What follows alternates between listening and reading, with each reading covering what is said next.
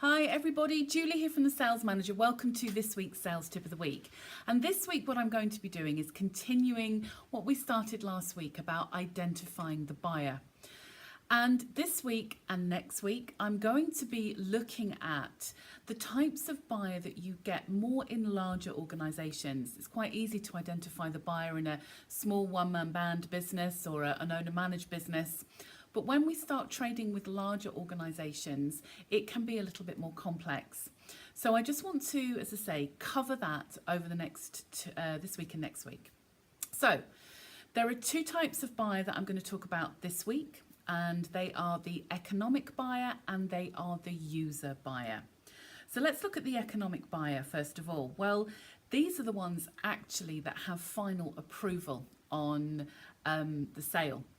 They are the ones that normally and can say no when everybody else says yes, and also vice versa.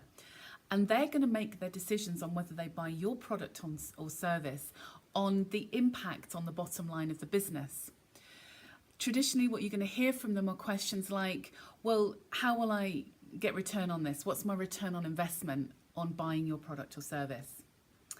So if you're talking to these people, you've got to be looking at how your product or service returns on investment for them.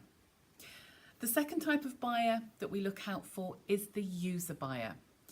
These people are the ones that use your product on a day-to-day basis, or they may supervise people that do. And these are the people that their personal success rides on the back on how successful your product or service is to that particular business.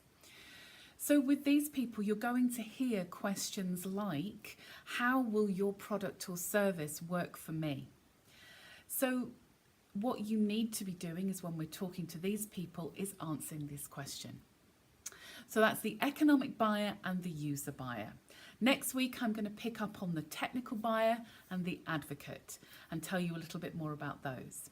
So that's all for this week. Have a great week, everybody. I hope you've enjoyed this, and we'll catch up next week. Take care. Bye.